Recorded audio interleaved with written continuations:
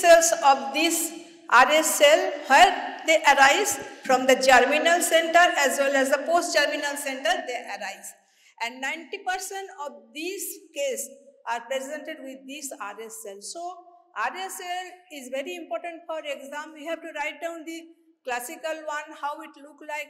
You have to write down the diagram with labeling and different types morphologically. It will come an exam. What are those things? So, RS cell 90% cellularity is composed of this cell, and germinal center and post-germinal center B cell, they clonal proliferation of that cell, they produce this disease, and most common both in adult and old age, and this good response radiotherapy and chemotherapy. So, it is a group of disease. It's according to Reed-Sternberg name, the disease is called the Hodgkin disease, and the cell is called Hodgkin cell or Reed-Sternberg cells. What is this characteristic? It's a monoclonal proliferation of the lymphoid neoplasm, characterized by what is the character? The presence usually in the young adult, commonly as in the cervical lymph node, and these scattered mononuclear Hodgkin cells, they have classical one mononuclear or multinucleated cells in a background of non-neoplastic inflammatory cell. Non-neoplastic inflammatory cells. So, Hodgkin cells, that Hodgkin-like cell, the examiner will ask, is it characteristics or the confirmatory the presence of Hodgkin cells is called Hodgkin disease? No, unless you see that Hodgkin environment. What is the Hodgkin environment? I will come, but you know the particular cell will present that in a Hodgkin environment composed of the inflammatory cells, lymphocyte, plasma cells, macrophages and eosinophils. This is the Hodgkin environment. Other differential diagnosis of Hodgkin cells are so many diseases, but unless you present in that Hodgkin environment, we can't say this is a Hodgkin disease. So, the environment of this thing, presence of this cell background is very important, particularly the presence of eosinophil. I will go in the next slide. And it is the prognostically, it is very good prognostic than non-Hodgkin lymphoma. See, here the different types of lymph node, it comes under one after one another. Usually it occurs in the nodal, it also present in the, rarely in the extranodal lymphoid also. NHL is both in nodal and extranodal site, but Hodgkin lymphoma usually present in the nodal, rarely they can involve in the extranodal site. What is the etiology? Very important etiology, short note when they will come. A Hodgkin lymphoma. You have to write what is that thing, proliferation of the host cell, from where it arises, what is the etiology? What is that etiology? The exact etiology is unknown, but it is usually affected area is that Eastern virus infection and HIV related. EBV virus related or HIV virus related or autoimmune disease, immunocompromised patient, they have immunosuppressive drug. In transplant patient, they receive that drug, and some genetically familiar predisposition that can also. So, predisposition, the predisposition factor is the associated with the viral origin, maybe a immunodeficiency patient or the drug they received due to transplant recipient, and some genetically familial etiology that can also happen. So, there are some possible etiological factors. Now, another clinical presentation, how they will present? Most important is the group of lymph node, usually above the diaphragm, from the cervical, from the axilla, but it is in continuous fashion. That is one after to another. It is a contiguous lymph node, they affect. It is not present in the NHL. So, it is in usually in the above the diaphragm, that is the supradiaphragmatic lymphadenopathy, 1 to 2 group of lymph nodes area from one after another. With the presence of B symptoms, kalke bolechhilam B symptoms kake bole? Unexplained profound weight loss, high fever and ranging night sweat. These are the B symptoms. The clinician will ask, but short note will ask, what is the B symptoms? Clinically, you remember that B symptoms means these three is called the B symptoms. And this patient usually present early stage, very difficult to recognize, but when usually it is present in the early stage of their development. Unlike NHL, NHL will come very late unless it disseminated to other organ. Now, other findings are, this is pruritus, that is the extranodal side is very less common, pleural effusion, peritoneal effusion, when they go to the below the diaphragm. Usually it is above the diaphragm, and when stage will go beyond that, may involve the other organ, especially the pleural cavity, peritoneal cavity, they will come. So usually supradiaphragmatic lymph nodes, they involve when they diagnose first. Now, these symptoms enlargement I know, but particular type of temperature, when you go to the medicine ward, they will teach you what is fever, what are the different types of fever. There are different types of fever they will ask in the clinical. But in lymphoma, particularly in Hodgkin lymphoma, the pale stem type of fever. Clinician, if we go to the medicine department, the examiner or your teacher, they will teach you the types of temperature. What are the different types of temperature? But here, we'll see that is the pale stem type of fever. What is this thing? This sharp rise, sharp fall with a gap of 7 to 10 days or 15 days, with again ups and downs with a gap for 7 to 10 days. That is the pale stem type of temperature. The spike is abrupt onset and resolution with a gap of 1 to 1.5 weeks. That is 7 to 10 days a gap, a sharp rise, sharp fall. This is the characteristic of pale stem type of fever. তাহলে different types of fever তোমাকে মনে রাখতে হবে ক্লিনিক্সে গেলে, it's very important. যখন তোমরা clinical manual পড়বে, এখন কি পড়া হয় জানি না, আগে আমাদের ছিল হাচিনসন ম্যানুয়াল, তোমার clinical examination of that medicine ডিপার্টমেন্টের পেশেন্টের দেখতে হতো কি করে তুমি করবে, পেশেন্ট এক্সামিন করবে। সেখানে তোমার বইতে লেখা আছে what type of fever patient comes in the medicine department.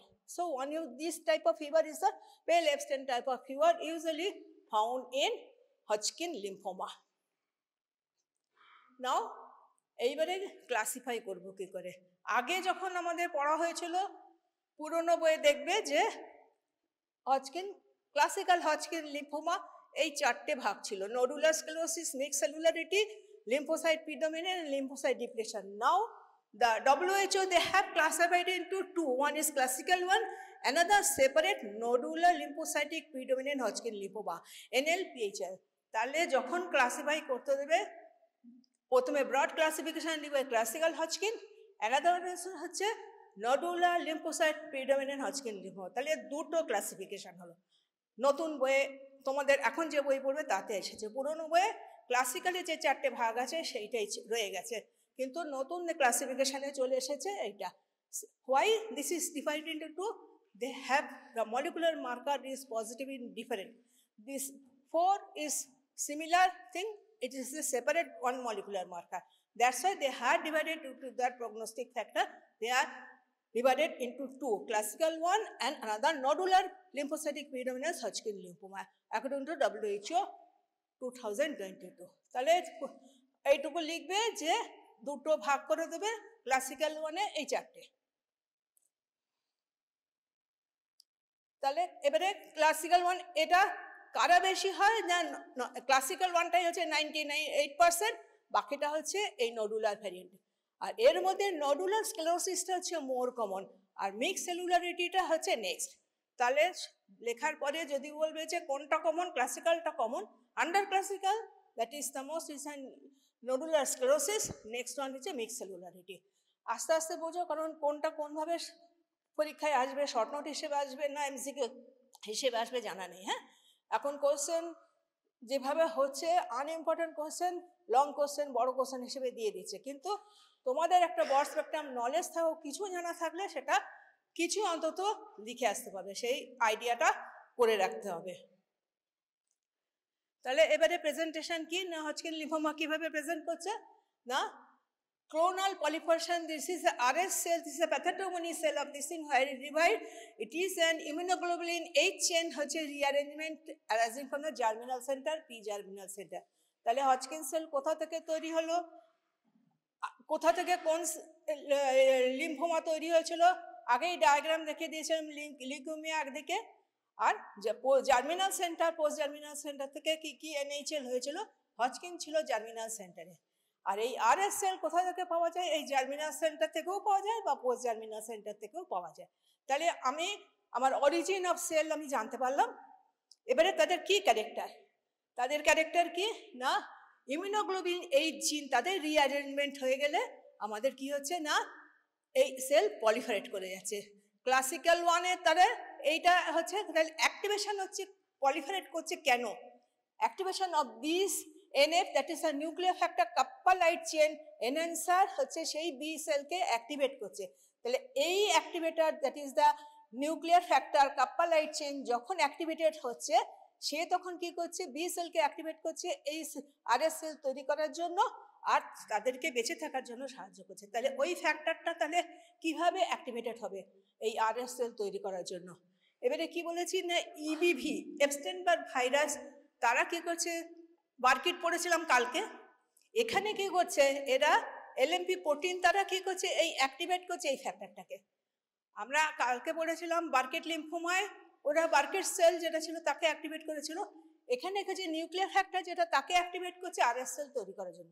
তাহলে কি হচ্ছে লিম্ফোমা যখন হজকিন তৈরি হবে সেই হজকিন সেল আর আরএস সেলটাকে তারা কি করছে বেঁচে থাকতে বা পলিফারেট করার জন্য এই ফ্যাক্টরকে কাজে লাগিয়ে তারা কি করছে পলিফারেট করে তার লিম্ফোমা তৈরি করছে। তাহলে এই ইবিভি পজিটিভ হচ্ছে express the LMP1 latent membrane protein 1 which activate this factor that is the upregulation of this thing and this produce the growth and survival of the RSC. That is the এক দু লাইনে pathogenesis বা origin of this sell মনে রাখতে হবে। এরপরে কি হলো না যদি কেউ নেগেটিভ থাকে আর হয়তো ইবিভি ভাইরাস ইনফেকশন হয়নি কিন্তু যদি তাদের মিউটেশন হয়েছে acquired mutation upregulation of this factor তাহলে কি হবে তারাও আরএস সেল তৈরি করতে পারবে ইবিভি ভাইরাস ইনফেক্টেড না হয়েও।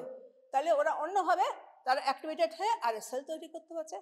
তারপরে যখন সে অ্যাক্টিভেটেড হয়ে গেল অ্যাকুমুলেশন অফ দিস সেল কি করছে তারা অ্যাক্টিভেট করছে কি প্রো ইনফ্লামেটরি সাইটোকাইন্স তারা কি করছে এবারে বললাম যে হজকিন ব্যাকগ্রাউন্ড তারা কাকে ডাকবে তারা ইওসিনোফিল লিম্ফোসাইট প্লাজমা সেল সবাইকে সেই ইনফ্লামেটরি সাইটোকাইন্স সিক্রেট করে তার চারধারে সব নিয়ে চলে এলো। That is the Hodgkin environment. তাহলে হজকিন সেল তার এনভায়রনমেন্ট তৈরি করে দিল হয়ে গেল হজকিন লিম্ফোমা। ক্লিয়ার? তাহলে আমার হজকিন সেল শুধু আইডেন্টিফাই করলে আমি বলবো না unless it is present in the Hodgkin background. What are those things?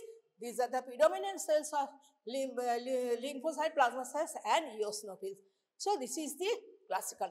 And the cytokines secretes due to this accumulation, this IL-5, 10, MCSF, the tumor growth factor আর the cytokines তারা কি করছে এইগুলোকে আনা সাহায্য করছে।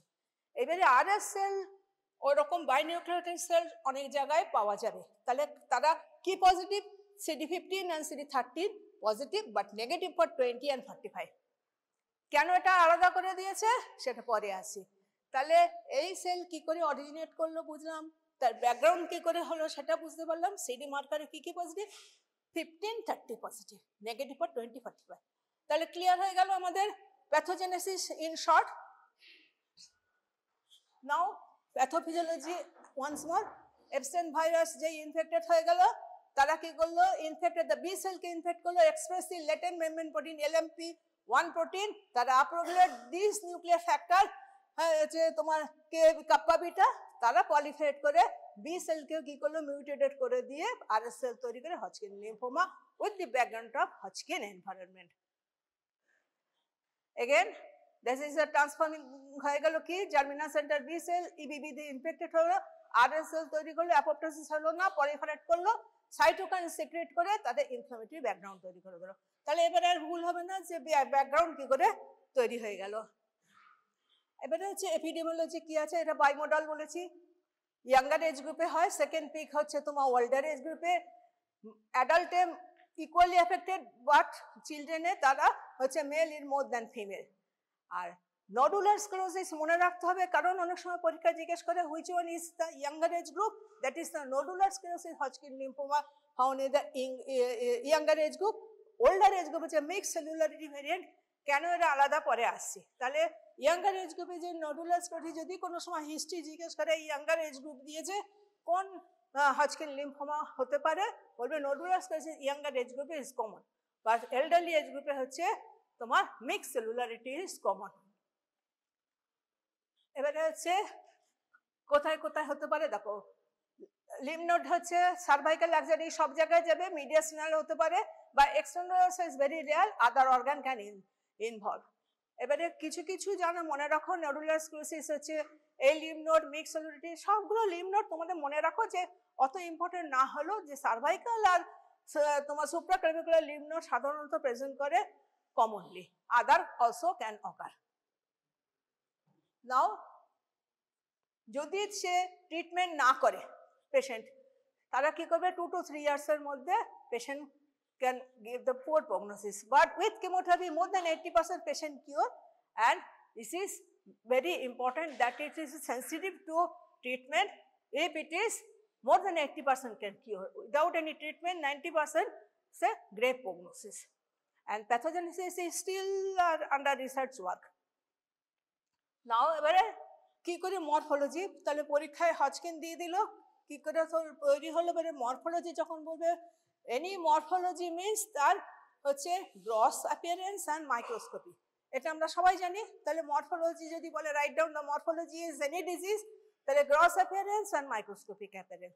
তাহলে গ্রস অ্যাপিয়ারেন্স আমরা কি বলবো, grossly identification of the RS cell in a background of Hodgkin environment in the tissue, it is very important. কি আছে না reactive lymphocyte, eosinophil, macrophage, plasma cells, granulocytes is that thing. এইবারে যে Hodgkin cell পাবো পরীক্ষার সময় দেবে, right down the variants of Hodgkin cells and diagram and the example. সেই জন্য আমাদের জানতে হবে কত রকম হজকিন সেল আছে, classical RS cell, lacunar type of RS cell, popcorn আর পলিপয়েডাল লিম্ফোসাইট, 10 নম্বরও থাকতে পারে, 5 নম্বরও থাকতে পারে, 4 নম্বরও থাকতে পারে, যেখানে হোক আসবে, or in the oral also. হ্যাঁ, তাহলে এইটা সবসময় মনে রাখতে হবে যে RS cell is not a one but classical one and they are variant. What are those? Classical, lacunar type, polypoidal type, pleomorphic type, mummified type. See this is classical one. তাহলে কি লার্জ সেল, পরে আসছি কতটা করে করে তার measurement, কিরকম nucleus হচ্ছে mirror image, owl eye appearance, কিরকম পেঁচার মতন তাদের যে দুটো চোখ থাকে, owl eye appearance, the mirror image of that nucleus আর prominent eosinophilic nucleoli. It is a classical RS cell. তারপরে কি বলছি, এটা নেক্সট হচ্ছে মনোনিউক্লিয়ার, তার মানে একটা নিউক্লিয়ার হজকিন, সেটা হচ্ছে এখানে যেমন দুটো ছিল এটা একটা নিউক্লিয়াস। ল্যাকুনার কি না এই সেল কি হচ্ছে তোমার single with a clear cytoplasm and presence in a lacunar space. কেন না সেল যখন প্রসেস হয় তখন শ্রিঙ্ক করে যায়, মনে হবে যেন একটা ল্যাকুনি সিঙ্গেল স্পেসে এমটি স্পেসে আছে, সেই জন্য বলা হয় ল্যাকুনার সেল। এক্সাম্পল পরে বলছি মনে রাখার জন্য। তাহলে ক্লাসিক্যাল জানলাম, মনোনিউক্লিয়ার জানলাম, না it is a lacunar type. Mummified যখন কি হয়ে যাচ্ছে, সে ডাইং ছিল একরকম, সে এবার ডাইং হয়ে যাচ্ছে, শ্রিঙ্কেজ হয়ে যায়, অ্যাপোপ্টোটিক হয়ে যায়, যখন দেখেছো তো সে তখন শ্রিঙ্কেজ হয়ে গেল, that is the mummified. This one anaplastic of the pleomorphic variant, সেখানে কি হচ্ছে অনেক মাল্টিনিউক্লিয়েশন হয়ে গেছে, that is anaplastic of pleomorphic. Another one is the হচ্ছে পপকর্ন টাইপ। আমরা দেখেছি পপকর্ন কেমন দেখতে হয়, লোবেটেড, সেরকম হচ্ছে multi lobated or popcorn type. তাহলে এতগুলো ডায়াগ্রাম লেবেল করতে হবে, পরীক্ষার সময় লিখে নিতে হবে কোনগুলো কি, এক্সাম্পল লিখতে হবে, তবে ফুল মার্কস। ঠিক আছে, আর হিজিবিজি করে এঁকে দিয়ে উল্টো পাল্টা লিখলে কি হবে, ইমপ্রেশনটা খারাপ হয়ে যাবে। তাই তো নিজেদের মতন করে লিখবে, কত রকম ডায়াগ্রাম লিখবে, পরীক্ষার সময় কোনো না কোনো পরীক্ষায় পাবে, যদি এই সেমিস্টারে না পাও তোমার লাস্ট সেমিস্টারে পাবে, নয় ফাইনালও পেতে পারো। তাহলে এটা বা ওরালে তোমার জিজ্ঞেস করবে। তাহলে দেখো ক্লাসিক্যাল ওয়ান কেমন দেখতে, ইট is a large cell having the 45 micron in diameter. তাহলে এত বড় সেলটা ডায়ামিটার হচ্ছে 45 মাইক্রন, বাইনিউক্লিয়েটেড বা বাইলোব, এটা বাইলোবও হতে পারে বা বাইনিউক্লিয়েট হতে পারে। Vesicular nucleus with large eosinophilic inclusion like nucleoli এবং ইওসিনোফিলিক কালার। কেন দেখো ইওসিনোফিলিক কালার, হ্যাঁ, তার এই সাইজটা হচ্ছে লিম্ফোসাইটের মতন হচ্ছে অ্যাম্ফোফিলিক সাইটোপ্লাজম। তাহলে পরীক্ষার সময় জিজ্ঞেস করলে লিখতে হবে, ড্র করতে হবে, লেবেল করতে হবে, ওরালে জিজ্ঞেস করলে বলতে হবে। হ্যাঁ, এটা যেন ভুল না হয়, কাউকে পরের ক্লাসে জিজ্ঞেস করলে বলবে ক্লাসই হয়নি আমাদের, সেটা যেন না হয়। আগের দিন কে বলেছে প্লাজমা সেল ডিস্কে সে ক্লাস হয়নি, হ্যাঁ একজন বলেছে সে হয়নি ক্লাস, কি করবো, তা যদি এরকম করো তাহলে মুশকিল, হ্যাঁ পড়ানো হয়েছে কি হয়নি পরীক্ষা টেবিলে যেন বলো না যে পড়া হয়নি, ঠিক আছে? মনে থাকতে হবে যেন এগুলো কেন হ্যামার করছি বারবার করে, বইয়ে অনেক লেখা আছে অনেক পেজেস, কিন্তু পরীক্ষার জন্য যেটুকু দরকার টিপস, সেই টিপস যেন মনে থাকে। হ্যাঁ, আর পরীক্ষা হচ্ছে এক্সাম ওরিয়েন্টেড পড়াশোনা করো, নিজেদের মধ্যে ডিসকাস করো, যাদের নিজের ক্লোজ ফ্রেন্ড আছে তারা কি হলো আজকে যেটা পড়া হলো জিস্ট তৈরি করে নাও, কাগজে লিখে সেটা পড়ে নাও, আর বাড়ি গিয়ে পড়তে হবে না। হ্যাঁ, তাহলে নিজেদের মতন করে ফ্লুয়েন্সি তৈরি করে ফেলো। তাহলে আমরা কি করে বললাম RSL classical. Now it is another picture, is a large cells, amphiphilic cytoplasm, prominent auli nucleus, and nucleoli হচ্ছে eosinophilic nucleoli। এবারে চলে গেলাম ল্যাকুনার ভ্যারিয়েন্ট কি। ল্যাকুনার ভ্যারিয়েন্ট হচ্ছে কি রকম দেখো, লার্জ সেল 1 to 2 হচ্ছে ফোল্ডেড বা তোমার মাল্টিলোবেটেড নিউক্লিয়াস, ক্লিয়ার সাইটোপ্লাজম এন্ড স্পেসে তোমার ক্লিয়ার স্পেসে থাকে অ্যাবান্ডেন্ট পেল eosinophilic or clear cytoplasm, pericellular space, or the cell spaces in the lacunar space, that's why it is called the lacunar cell. Karon why it is lacunar? Due to the processing of that tissue give rise to shrinkage of the cell and giving an impression that the cells are present in a lacunar space, that's why the cell is called lacunar cell. Classically কোথায় পাওয়া যায় না, nodular স্ক্লেরোসিসে পাওয়া যায়। তাহলে nodular sclerosis বাদ দেওয়া যাবে না, এই সেল কোথায় থাকে তখন বলতে হবে নোডুলার স্ক্লেরোসিসে পাওয়া যায়। নেক্সট হচ্ছে পলিপয়েডাল, এটা হচ্ছে নডুলার লিম্ফোসাইটিক প্রিডোমিনেন্ট, ওই যেটা পপকর্ন টাইপ বলেছিলাম সেটা হচ্ছে সেকেন্ড ক্লাসিক্যাল একটা ভ্যারিয়েন্ট ছিল, একটা হচ্ছে নডুলার লিম্ফোসাইট প্রিডোমিনেন্ট যে সেকেন্ড ক্লাসিফিকেশন ছিল সেইটাই পপকর্নটা পাওয়া যায়। তারপরে হচ্ছে মামিফাইড, কি হয়েছে ডিজেনারেটেড RSL যখন কি হয়ে যায় তার কি হচ্ছে ওল্ড হয়ে গেছে ডিজেনারেট করে যাচ্ছে, তখন কি হচ্ছে শ্রিঙ্কেজ হয়ে কি হয়েছে নিউক্লিয়ার ডার্ক স্টেনিং হয়েছে, retracted nuclear dark eosinophilic cytoplasm, তাহলে হচ্ছে mummified one, that is the degenerated or dying তোমার হচ্ছে RSL। নেক্সট হচ্ছে কি কি ইমিউনোথেরাপি কি, ক্লাসিক্যালি এরা কি না জার্মিনাল সেন্টার বি সেল থেকে তৈরি হয়, ফাইন্ডিং কি না মলিকুলার প্রোফাইল কি না ক্লাসিক্যাল ওয়ান পজিটিভ ফর 15-30, আদার আছে কিন্তু নেগেটিভ হচ্ছে 20-45 negative.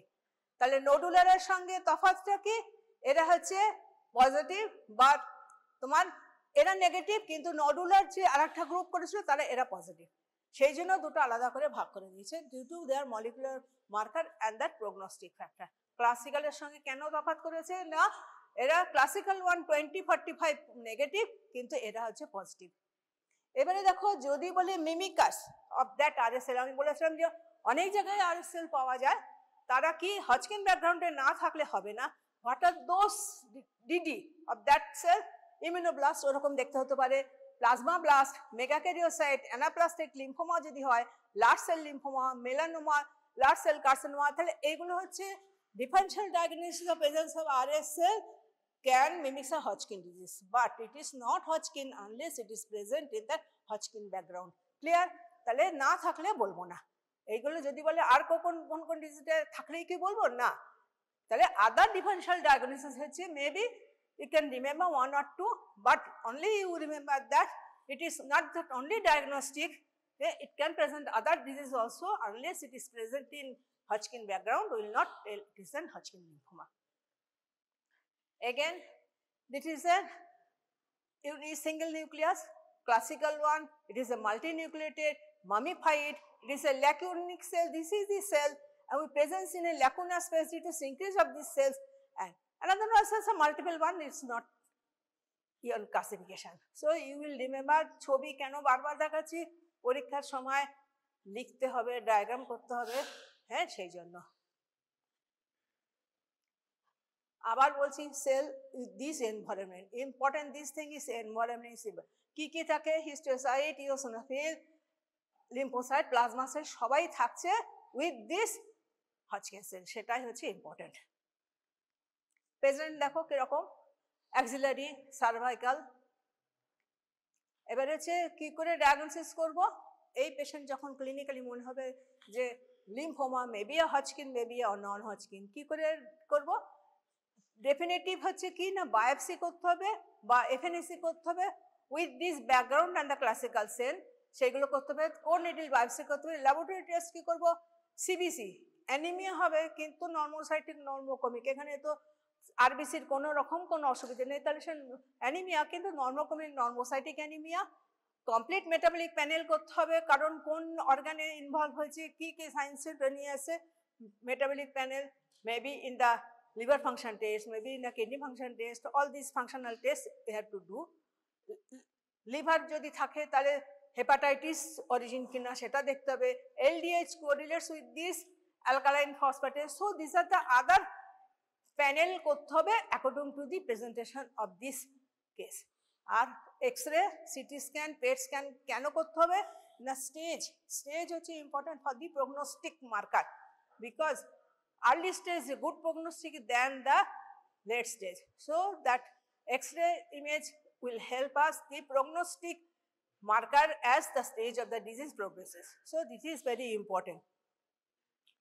Again, this is the, what are the red cell, what are those red cell, কি আছে এই যে সেলগুলো red colour, cytoplasm, bilobe nucleus, spectacular type of nucleus, কি সেল, হ্যাঁ এইগুলো তো আরএস, এইগুলো কি এই যে রেড, হ্যাঁ ইওসিনোফিলিক সাইটোপ্লাজম, আর এইখানে হচ্ছে দেখো হজকিন সেল, এটা হচ্ছে হজকিন সেল, এনভায়রনমেন্ট কি বলেছেন eosinophils, so this are the eosinophils in this reddish, হ্যাঁ eosinophilic cytoplasm, granular cytoplasm eosinophil.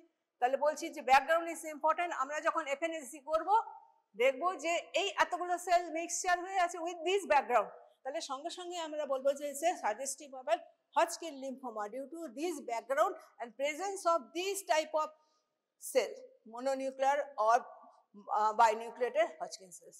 This is another FNAC, this is the large cell with this thing, তোমার plasma cell, this is a eccentric nucleus, eosinophil কোথায় আছে বুঝতে পারছি না, যাই হোক এই ব্যাকগ্রাউন্ড তোমাদের জানতে হবে যে ইওসিনোফিলিস আমরা যখনই একটা এফএনএসি করি বা ওয়াইপসি আসে আমরা খুঁজি ইওসিনোফিল যখন খুঁজবো তখন এই আরএস সেল খুঁজলে তখন আমরা বলবো this is suggestive of a tick and confirm for ISC for CD marker for confirmation.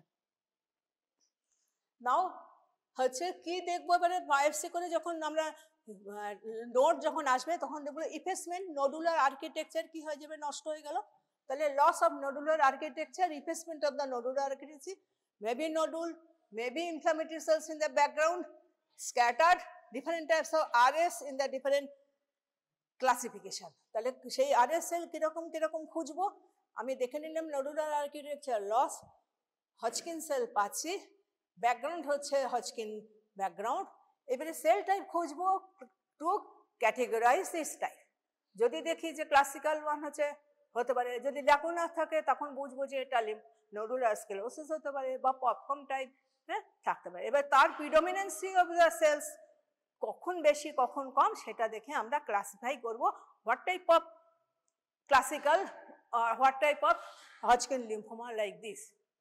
তাহলে ভেরিয়েন্টস হচ্ছে ডিফারেন্ট টাইপসই আমরা হজকিন ডিজিজে পাবো। তাহলে morphologically it's a large, more than 2 to 4 millimeter diameter, maybe a matted and homogeneous in character. এবারে হচ্ছে কি diffuse architecture, loss of architecture and presence of these type of cells, RS cells in a inflammatory ready cell, দেখছো এগুলো সব হচ্ছে eosinophil, lymphocyte, plasma cells, তাহলে it is an marker, it is a suspected case of a Hodgkin and you have to confirm with the CD marker. Nodular sclerosis জিজ্ঞেস করতে পারে কাদের হয়, younger age গ্রুপে হয়। Why it is called nodular? Because of this nodularity of these tumor cells with the fibrous septa, that's why it's a nodular presentation of this cell. And this lacuna cell কি বলেছি, lacunar ভেতরে থাকে, the clear space within the lacuna, that is this background, this is a confirmation of this nodular sclerosis. Younger age group হয়, band of collagen in variable amount are classically present and lacuna cell type of thing RS cell and prognosis is very good. Younger age group হয়। Nodular sclerosis দেখো different types of nodularity due to the presence of fibrous septa. Mixed cellularity জিজ্ঞেস করবে RS cell বেশি কোন টাইপে পাওয়া যায়, বলবে মিক্সড সেলুলারিটিতে RS সেল বেশি পাওয়া যায়। তাহলে কমন সাবটাইপস হচ্ছে কি ওল্ডারলি এজ গ্রুপে হয়, এত সেলুলারিটি বেশি, RS সেল, ইওসিনোফিল। এবারে বোঝা যাচ্ছে এগুলো ইওসিনোফিল, এটা হচ্ছে তোমার পলিফাইটিং যে ব্যাকগ্রাউন্ড আছে সঙ্গে presence of RS cell. Lymphocyte rich, এখানে তোমার হচ্ছে ক্লাসিক্যাল সেলও আছে, RS সেলও আছে, প্রগনোস্টিক্যালি গুড, আর লিম্ফোসাইট রিচ, তার মানে predominance of this lymphocyte. Depletion, সেখানে কি হচ্ছে লিম্ফোসাইট কমে গেছে but other cells are present, that's why lymphocyte depletion type. অত মনে রাখবে না, শুধু মনে রাখবে দুটো ল্যাকুনার টাইপ আর মিক্স সেলুলারিটি, কোন কোন সেল কোন কোন টাইপে পাওয়া যায়। এবারে হচ্ছে কি না আরেকটা যে ক্লাসিফাই ছিল নডুলার টাইপ, যেখানে সেখানে বলেছিলাম কি positive for 45 EMA but negative for 15 and 30। Prognostically it is a relaxing কোন ট্রান্সফার টু আর লিম্ফোমা। তাহলে এদের সবগুলোই আছে, কিন্তু RS সেল টাইপ হচ্ছে পপকর্ন টাইপ। তাহলে popcorn type of RS cell পাওয়া যায়, nodular lymphocytic predominant RS cell. তাহলে সবাইগুলো আমরা এক্সাম্পল জানতে পারলাম কেমন দেখতে, তার ডায়াগ্রাম বুঝে নিতে পারবে। এবারে কি NHL এর সঙ্গে HL এর কি তফাৎ জানতে হবে। অনেক সময় জিজ্ঞেস করতে পারবে যে NHL versus Hodgkin lymphoma HL, তাহলে সেলটা কি এরও বি সেল, এখানে হচ্ছে 90% বি 10% টি। নোডাল লিম্ফোমেন, এটা হচ্ছে হজকিন কি বলেছে না কন্টিনিউয়াস স্প্রেড হয় উইদাউট এনি স্কিপ লিশন, এখানে হচ্ছে ডিসেমিনেটেড স্প্রেড। এটা হচ্ছে extranodal is uncommon but NHL এ common, bone marrow state uncommon, এখানে common. Constitution symptoms, that is a B sometimes is more, it is present but here is the more. Chromosomal defect aneuploidy বেশি হয় এখানে, এখানে হচ্ছে কি translocation deletion various type of তোমার থাকে NHL এ, সেই জন্য তারা অনেক ক্লাসিফিকেশনের নাম্বার অফ ক্লাসিফিকেশন অনেক, যার জন্য different types of translocation deletion হয় বলে। আর spillover usually not present but may present in the blood, prognosis is better, NHL হচ্ছে পুয়ার প্রগনোসিস। তাহলে নাটশেল তোমার কোনটা NHL কোনটা HL মনে রাখতে হবে। লিম্ফ নোড কেমন, এরকম দেখতে, নোড কত রকমের ভাবে প্রেজেন্ট করছে দেখো। এটা হচ্ছে তোমার, এটা হচ্ছে গাট, এখানে হচ্ছে এক্সট্রানোডাল লিম্ফোমা যদি হয় গাটেও হতে পারে, ঠিক আছে। NHL সাধারণত এক্সট্রানোডাল হয়, হজকিন অতটা এক্সট্রানোডাল হয় না, কিন্তু লিম্ফ নোড দে আর এনলার্জ। আবার বলে দিলাম হজকিন ডিজিজের কেমন দেখতে sell, the large cell 45 micron more or less there, amphiphilic cytoplasm, vesicular nucleus, mirror eye appearance and prominent eosinophilic nucleoli, inclusion like nucleoli. এবারে স্টেজ করব কি করে, stage 1 to 4 for the assessment of prognosis and treatment. 1 হচ্ছে above the diaphragm, 1 group. Stage 2 more than 1 group above the diaphragm. Here is that both above the diaphragm and when disseminated to others stage 4. So stage আমাদের stage জানার দরকার কেন, for the prognostic purpose and treatment purpose. তাহলে এটা জানতে হবে না, chemotherapy radiotherapy is main হচ্ছে treatment depends upon the case, they are sensitive to that marker, they are positive. Certain patients are immunotherapy or targeted therapy, some patients are treated with that stem cell transplantation, and this is not so fruitful but it is going on according to the marker or their presentation. এবারে হচ্ছে prognosis কি, lymphocyte predominant যারা ছিল তারা হচ্ছে best prognosis, nodular sclerosis good prognosis, mixed সেলুলারিটি is the intermediate, but depletion যাদের হচ্ছে poor prognosis. তাহলে এটা খানিকটা আইডিয়া থাকবে, নোডুলার স্ক্লেরোসিস হচ্ছে তোমার গুড আর হচ্ছে পুয়ার হচ্ছে ডিপ্লিশন, লিম্ফোসাইট প্রিডমিনেন্ট থাকলে বেস্ট, ঠিক আছে। তাহলে খানিকটা আইডিয়া করা গেল হজকিন। তাহলে যদি আমরা ট্রিটমেন্ট না করি 90% হচ্ছে dyeing within 2 to 3 years, with the treatment 80% go to this in a prognostically good, and complication ki it may disseminate to the other organ, may transform to the non-Hodgkin lymphoma, leukemia, they can transform from Hodgkin disease. So complication is like that. নালে এবারে কি হচ্ছে possible question আমরা কি expect করব, classification of Hodgkin disease জানবো, RSL এর morphology with diagram, short note হতে পারে বা রাইট ডাউন দিতে পারে শর্ট নোট, অথবা এমসিকিউ এর ভেতরে আসতে পারে, নয় ভেরিয়েন্ট অফ আরএসএল জানতে হতে পারে, distribution of various type of RSL in different types of Hodgkin disease, short note nodular sclerosis, mixed cellularity, ওরালে এনি টাইপ এনি হয়। তাহলে হজকিন নাটশেল কিছু অসুবিধে হলো বোঝা গেল। হ্যাঁ বলো কি অসুবিধে আছে এবারে বলো। তাহলে আমরা আউটলাইন অফ এনএইচএল জানলাম, লিম্ফোমা জানলাম কি, এনএইচএল আউটলাইন জানলাম, বেশি জানার দরকার নেই, পরীক্ষার সময় কম থাকে, কিন্তু হজকিন ভালো করে জানতে হবে। হজকিন কি করে তৈরি হচ্ছে বা প্যাথোজেনেসিস কি করে, তার টাইপ অফ সেল, কোনটা প্রগনোসিস ভালো কোনটা খারাপ, হজকিন এনভায়রনমেন্ট জানতে হবে, পরীক্ষার সময় ডায়াগ্রাম লিখতে হবে, প্রত্যেকটা এক্সাম্পল লিখতে হবে। ঠিক আছে, এইটুকু জানলে যথেষ্ট।